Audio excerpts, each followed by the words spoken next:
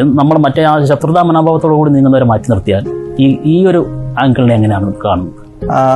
ഞാൻ അതിനെ കാണുന്നത്, എൻ്റെ ബുക്ക് കാണേണ്ടത്, ഇപ്പം ഒരു മാരേജിനോ അല്ലെങ്കിൽ ഒരു ഫംഗ്ഷനോ പോകുമ്പോൾ നമ്മൾ സ്റ്റാർട്ടിങ്ങിൽ കുറച്ച് ജ്യൂസ് കൊടുക്കത്തില്ല സ്റ്റാർട്ടറായിട്ട്. എൻ്റെ ബുക്ക് അങ്ങനെ കണ്ടാൽ മതി. അതായത് വലിയ സംഭവങ്ങളൊക്കെ ഇരിപ്പുണ്ട്. ഇപ്പം തന്നെ നമുക്ക് ചുറ്റും എത്രയോ ലെജൻസ് എഴുതിയ ബുക്സ് ഇരിപ്പുണ്ട്. എൻ്റെത് ആ ഒരു സ്റ്റാർട്ട് ചെയ്യാനുള്ള ഒരു സാധനം മാത്രമാണ്. ഒരിക്കലും ഞാനിത് ചിലരൊക്കെ ഇതിനെ വലിയ വലിയ പുസ്തകങ്ങളൊക്കെ ആയിട്ട് കമ്പയർ ചെയ്യും.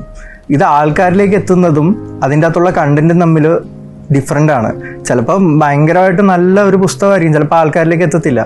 അത് ഞാൻ എന്ത് തെറ്റ് ചെയ്തു എന്നാണ് ഞാൻ ചോദിക്കുന്നത്. അപ്പോൾ അത് എത്തിയില്ല എന്ന് പറഞ്ഞിട്ടുള്ളൊരു ദേഷ്യം കാണിക്കുക. പിന്നെ അത് വെച്ചിട്ട് ക്രിട്ടിസൈസ് ചെയ്യരുത്. എൻ്റെത് ലളിതമായിട്ടുള്ള സാഹിത്യം ഒന്നും പോലും പറയുന്നില്ല, കഥ പറച്ചിലാണ്. അപ്പോൾ ഈ പറഞ്ഞ കണക്ക് ആദ്യത്തെ സ്റ്റെപ്പ് ഉണ്ടല്ലോ, ചവിട്ടി കയറാനുള്ള വായനാ ലോകത്തേക്ക്, അത് മാത്രമായിട്ട് കണ്ടാൽ മതി. വിമർശനമൊക്കെ ആ ഒരു രീതിയിൽ പോസിറ്റീവായിട്ട് അത്രേ ഉള്ളൂ.